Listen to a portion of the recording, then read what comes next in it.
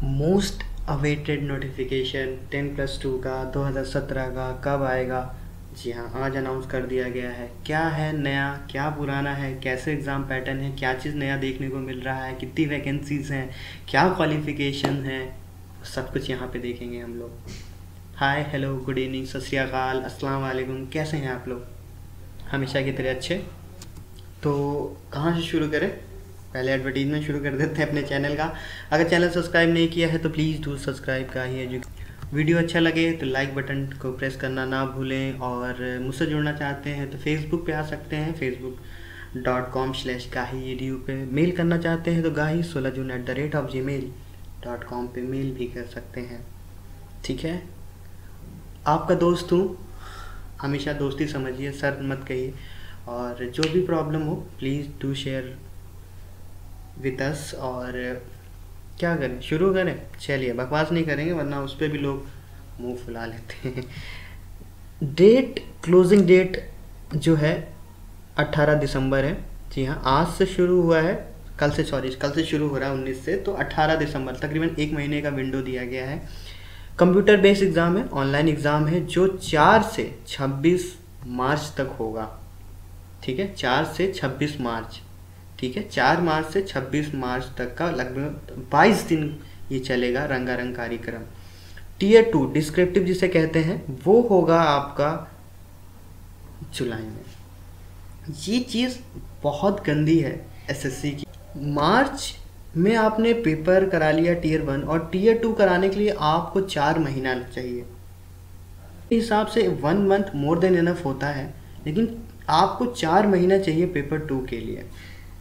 कितना ज़्यादा time waste होता है इसका तजुर्बा नहीं है। स्टूडेंट की लाइफ ख़राब होती है इससे, उनको इस बात का तजुर्बा नहीं है। अब सोचिए, अगर जुलाई में होगा, टाइपिंग टेस्ट कब होगा, फिर उसका रिजल्ट कब आएगा, तो तकरीबन 1.5 साल तो प्रोसेस चलने वाला है। तो मोटा मोटा जो हमको यहाँ देखने को मिला है, आप 19 से 18 दिसंबर तक फॉर्म भर सकते हैं। एग्ज़ाम जो है टीयर 1 का वो 4 से 26 मार्च 2018 तक होगा। टीयर 2 8 जुलाई को होगा। ठीक है, दूसरी चीज़ वैकेंसीज़ की बात कर लेते हैं। वैकेंसीज़ फ़िलहाल आपको कम दिख रही हैं, लेकिन ये आगे इंक्लूड होंगी, आगे बढ़ेंगी, और जो वैकेंसीज़ अभी अनाउंस नहीं हुई हैं वो ऐड होंगी। वैकेंसीज़ का क्या है, आप समझ के ये रखिए, कभी भी एसएससी में वैकेंसी आती है, खासतौर 10+2 और सीजीएल में, उसका करीब 20 से 30%, अमूमन 30% वैकेंसी इंक्रीज़ हो जाती है। फिलहाल हमारे पास जो वैकेंसीज यहाँ शो हो रही है, यहाँ देखने को मिल रही है, वो है 898 जो वैकेंसी हैं वो एलडीसी की हैं, 2359 पोस्टल असिस्टेंट और शॉर्टिंग की है, और 2 वैकेंसी डाटा एंट्री ऑपरेटर की है। तो 2 वैकेंसी डाटा एंट्री ऑपरेटर की नहीं होगी, चिंता मत करिए, आगे ये इंक्रीज़ होगी। ठीक है, तकरीबन अगर हम इसको कैलकुलेट करें तो 3200 के आसपास वैकेंसी है, 3200 के आसपास वैकेंसी हैं। आप टेंशन मत लें, वैकेंसी ज़रूर बढ़ेंगी, और कभी कोई डबल हो जाती हैं तकरीबन। ये तो बहुत कम है, मेरे ख्याल से 5000 तक वैकेंसी इंक्रीज़ हो जाएंगी। तो इसके लिए आपको सोचने की ज़रूरत नहीं, क्योंकि डाटा एंट्री ऑपरेटर की तकरीबन 1000 वैकेंसीज़ के आसपास जाएगा, और जो एलडीसी की है वो तकरीबन 1500 तक जाएगी, और पोस्टल असिस्टेंट की तो ठीक ठाक है, अगर बढ़नी होगी तो 2-4 वैकेंसी और बढ़ जाएगी। क्योंकि होता क्या है, प्रोसेस जो होता है वो 1.5 साल तक चलता है। ठीक है, जो आपकी जॉब लगेगी वो 2019 में लगेगी जाके, तो ये जो प्रोसेस है 17 वाला ये चलेगा 19 तक। तो जो 1.5 साल में वैकेंसीज वैकेंट होती हैं, खाली होती हैं, उन्हें एसएससी क्या करता है, ऐड कर लेता है। ठीक है, चलिए बात कर लेते हैं एज लिमिट की। तो वही है 18 से 27 तक, और एज रिलैक्सेशन दिया गया है 5 साल SC ST, 3 OBC। ठीक है, एज़ पर गवर्नमेंट जो दिया जाता है वो दिया गया है, लेकिन मिनिमम जो है वो 2/8/1991 है, और मैक्सिमम 1/8/2000 है। ठीक है, इस डेट से पहले अगर आपका बर्थ है तो आप फॉर्म नहीं भर सकते। अगर इस डेट के बाद आपका बर्थ है तो भी फॉर्म नहीं भर सकते। ठीक है, एक केस में अगर आप SC ST या OBC कैंडिडेट नहीं है तो, अगर SC ST हैं तो 5 साल का रिजर्वेशन आपको मिलता है, OBC हैं तो 3 साल का मिलता है एज़ पर गवर्नमेंट रूल।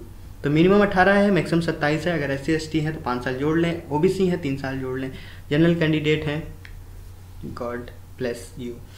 चलिए आगे बढ़ेंगे। ओके, अब यहाँ पे क्वालिफिकेशन ध्यान से सुनिएगा, क्योंकि बहुत लोग पूछते हैं क्या है क्या नहीं है, ध्यान से सुनिए। 12th पास है तो इस फॉर्म को भर सकते हैं। कुछ लोग पूछ रहे होंगे तो ये साइंस का क्या मामला है, साइंस मांगा है, साइंस स्ट्रीम विथ मैथ मांगा है, इसका क्या मामला है। पहला समझिए इस बात को, 12th है तो आप फॉर्म भर सकते हैं, लेकिन एक पोस्ट के लिए आप एलिजिबल नहीं होंगे, वो है डाटा एंट्री ऑपरेटर, जो है कैग में ऑडिट जनरल होती है, office computer and audit general के लिए आप एलिजिबल नहीं होंगे अगर आप साइंस स्ट्रीम विथ मैथ नहीं है तो।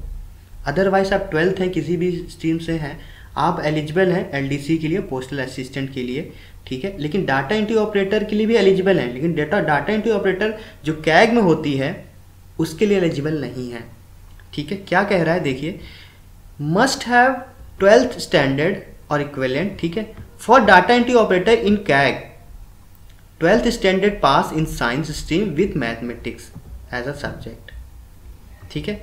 सिर्फ डाटा एंट्री ऑपरेटर कैग के लिए ये मांगा गया है, साइंस होना चाहिए, साइंस स्ट्रीम से आपने 12th किया हो और मैथ से किया हो, ठीक है। अदरवाइज आप सब हर चीज़ के लिए एलिजिबल हैं अगर आपने इंटर पास किया है, सिर्फ इस पोस्ट के लिए एलिजिबल नहीं है। इसमें टाइपिंग भी थोड़ी सी अलग है, वो आगे हम डिस्कस करेंगे।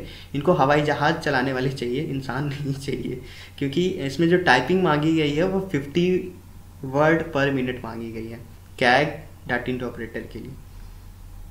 आगे देखेंगे, चलिए फिलहाल आपको समझ में आ गया क्वालिफिकेशन क्या है। जी हाँ, 12th पास है तो आप एलडीसी के लिए, पोस्ट असिस्टेंट के लिए क्वालिफाई करते हैं, डाटा एंट्री ऑपरेटर भी क्वालिफाई करते हैं, लेकिन कैग में डाटा एंट्री ऑपरेटर के लिए क्वालिफाई नहीं करते हैं अगर आप साइंस स्ट्रीम में मैथ आपने नहीं की है तो, ठीक है। क्लियर है, चलिए आगे चलते हैं।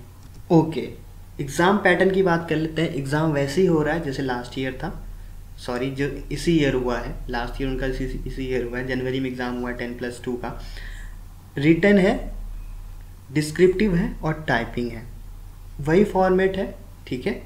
उसके पहले मैं बता दूं, फीस की बात अगर कर रहे हैं आप, फीस कितनी है तो 100 रुपीज़ फीस है जनरल और ओबीसी के लिए, 100 रुपये फीस है जनरल ओबीसी मेल कैंडिडेट के लिए, ठीक है। फीस की बात अगर हम करें 100 रुपीज़ है जनरल ओबीसी मेल स्टूडेंट के लिए।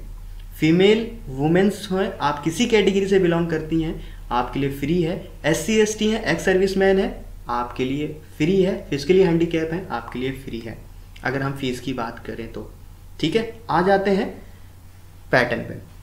टीयर 1 पे आप जाएंगे, जी हाँ, जो 4 से 26 तक होगा, ठीक है। 1 घंटे का पेपर होगा, वही है 25 क्वेश्चन इंग्लिश के, 25 क्वेश्चन जनरल अवेयरनेस के, 25 क्वेश्चन मैथ के और 25 क्वेश्चन रीजनिंग के आने हैं।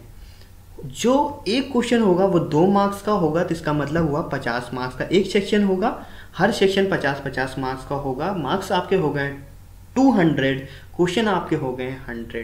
टाइम मिला है आपको 1 घंटा, जो अभी CGL में दिया है, जो आपने 10+2 में लास्ट टाइम दिया था वैसे ही है।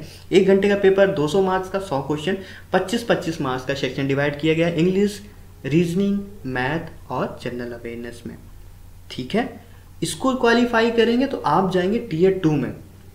टीयर 2 जो होता है वो होगा, नेगेटिव मार्किंग 0.5 की है, ठीक है। टीयर 2 डिस्क्रिप्टिव होगा, जिसमें ऐसे लिखना होगा और आपको एक लेटर लिखना होगा, ठीक है। डिस्क्रिप्टिव पेपर होगा। पेपर 1 के मेरिट बनाई जाएगी, जो लड़के क्वालिफाई करेंगे, जितने लड़के क्वालिफाई करेंगे वो जाएंगे डिस्क्रिप्टिव पेपर में, जो है जुलाई में आपका होगा।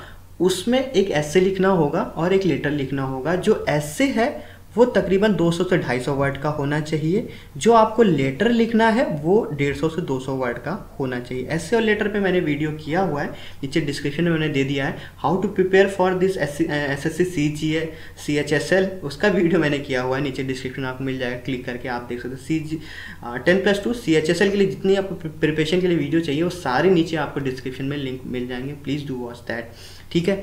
दूसरा 33% आपको मिनिमम तो 100 में से लाना ही होगा। 50 नंबर का इंग्लिश होगा, 50 नंबर का ऐसे होगा और 50 नंबर का लेटर होगा, दोनों मिला के 33 नंबर मिनिमम आपको क्वालिफाइंग करने के लिए चाहिए। 33 नंबर नहीं लाते तो आप वहीं फेल हो जाएंगे, आगे आपका कॉपी चेक नहीं की जाएगी।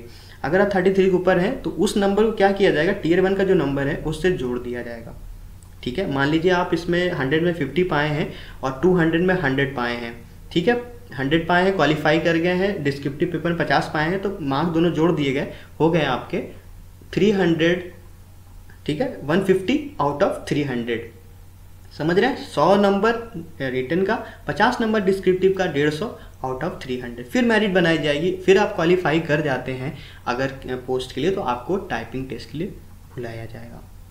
ठीक है, क्लियर है। टाइपिंग टेस्ट टियर 3 इसकी जिसे हम कह सकते हैं, स्किल टेस्ट या टाइपिंग टेस्ट। ध्यान से सुनिएगा इसमें क्या होगा। देखिए, पहले डाटा एंट्री ऑपरेटर की बात कर लें तो 27 वर्ड पर मिनट चाहिए आपको।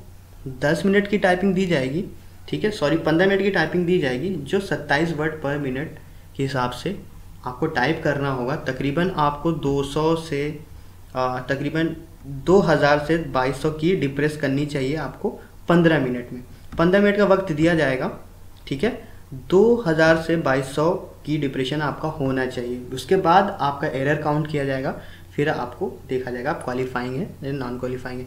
टाइपिंग टेस्ट सिर्फ क्वालिफाइंग इन नेचर, इसका कोई मार्क्स नहीं है।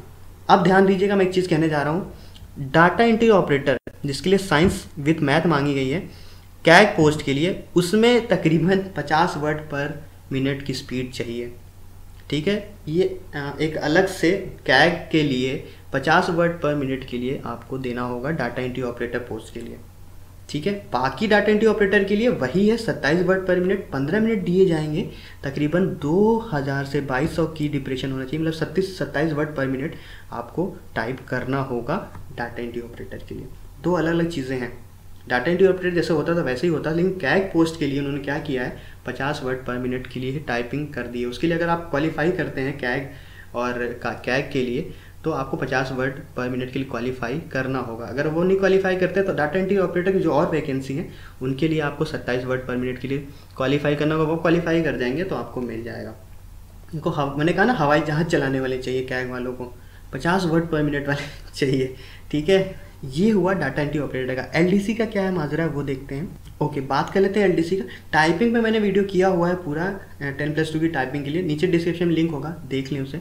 टाइपिंग एलडीसी और पोस्टल असिस्टेंट के लिए आपको 35 वर्ड पर मिनट, और हिंदी में टाइप कर रहे हैं तो 30 वर्ड पर मिनट। देखिए, टाइपिंग का कोई सर्टिफिकेट नहीं मांगते हैं, कोई भी सर्टिफिकेट नहीं मांगते हैं, और 30 वर्ड हिंदी में, 35 वर्ड अंग्रेजी में, इंग्लिश में करना होगा किसी एक में। माइंड इट, हिंदी इंग्लिश दोनों में नहीं करना है। डाटा एंट्री ऑपरेटर में भी यही है और एलडीसी में भी यही है कि हिंदी इंग्लिश दोनों में टाइपिंग नहीं करनी, टाइपिंग किसी एक में करनी है, चाहे हिंदी में करें चाहे इंग्लिश में करें। अगर इंग्लिश में कर रहे हैं तो 35 वर्ड पर मिनट, हिंदी में कर रहे हैं 30 वर्ड पर मिनट आपको आना चाहिए, ठीक है। पूरा प्रोसेस क्या है समझिए इस चीज़ को, ठीक है, गौर कीजिएगा। मोड ऑफ सिलेक्शन ये पूरा है, मैं बताता हूँ आपको क्या करना है।